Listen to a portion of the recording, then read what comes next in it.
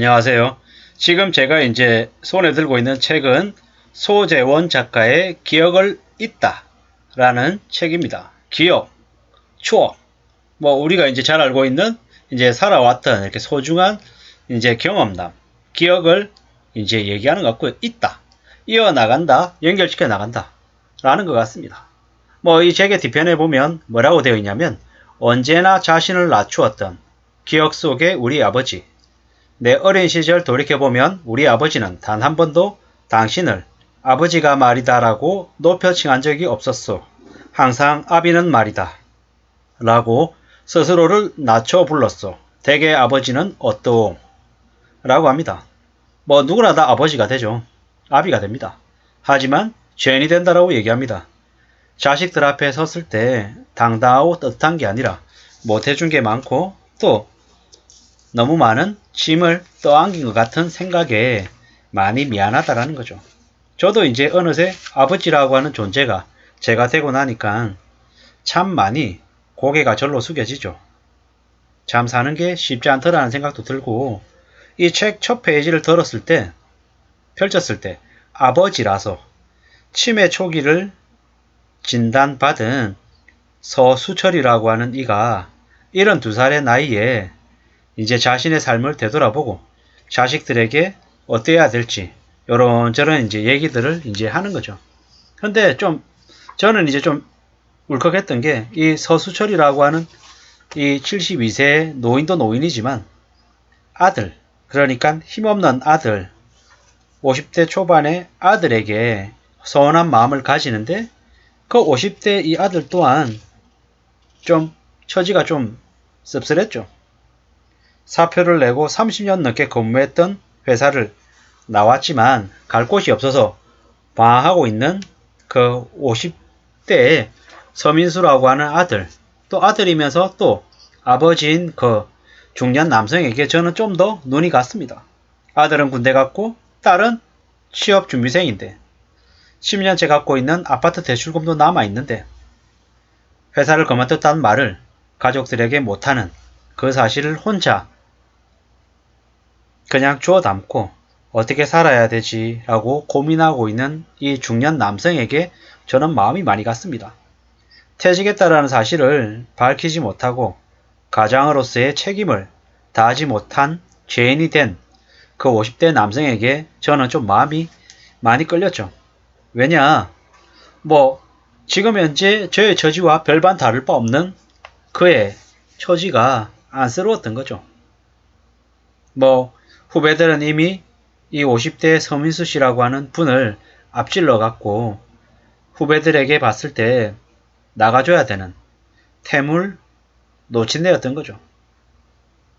그러다 보니까 어쩔 수 없이 사직을 결정하고 혼자서 무던히 울었던 이 50대 남성 서민수 씨.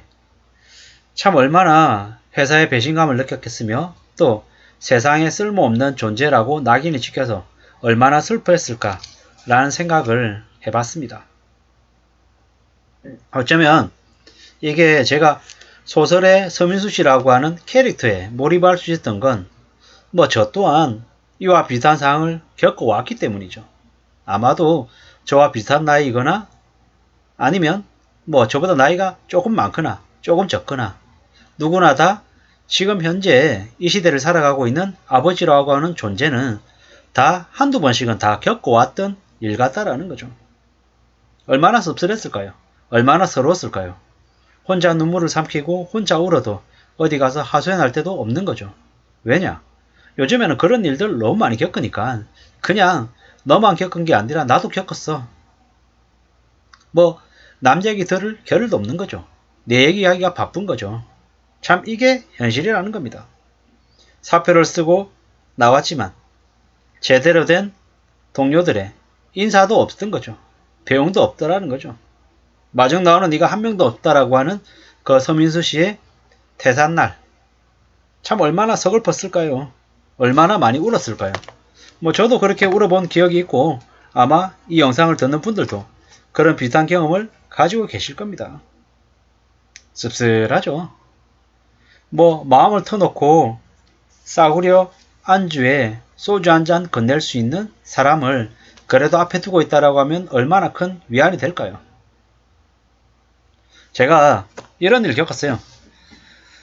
제가 정말 좋아했던 고참인데 정말 서울대를 나왔고 학벌뿐만 아니라 언어 능력이나 아니면 주재원 경험도 있고 업무에 관해서는 둘째라고 하면 서러워할 그분이 회사에서 내몰리는 처지에 이제 서게 됐던 거죠.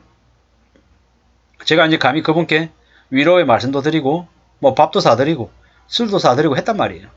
근데 웃긴 건 뭐냐면 딱 그로부터 한 달 뒤쯤에 제가 그분에게 드렸던 말씀을 제가 반대로 거꾸로 들었어요.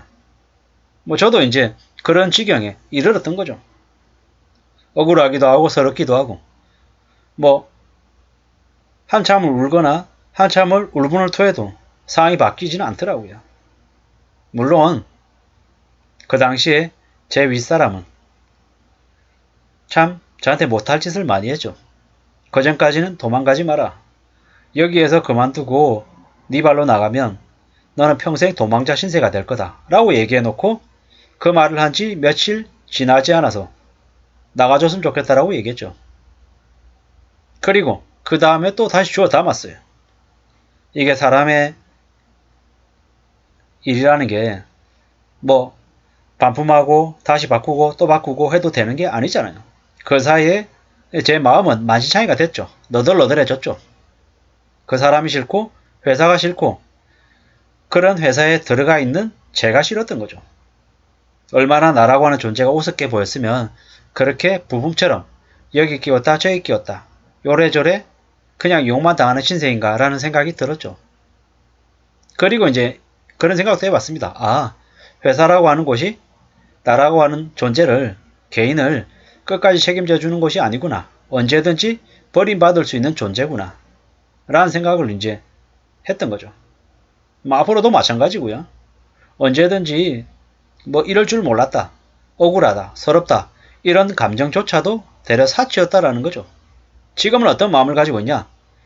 무슨 수를 써서라도 끝까지 내몰리지 않고 끝까지 붙들어 매고 절대로 내 발로 나오지 않아야겠다. 이런 생각들을 더 많이 합니다. 왜냐?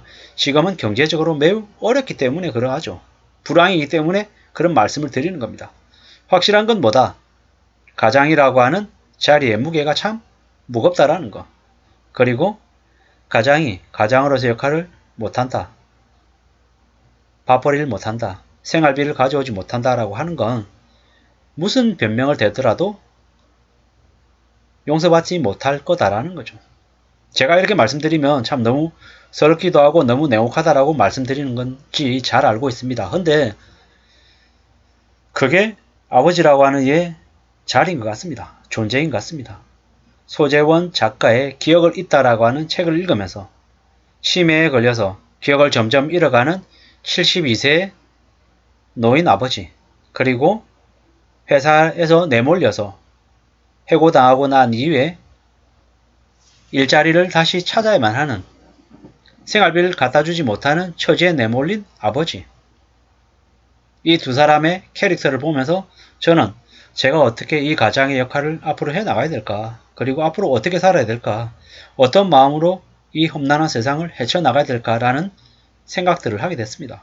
아무쪼록 기억을 잊다. 김정현 작가의 아버지라고 하는 소설 이후 우리 사람들에게, 우리 가장들에게, 남성들에게 많은 울림을 주는 또 하나의 작품인 것 같아서 말씀을 드리려 합니다.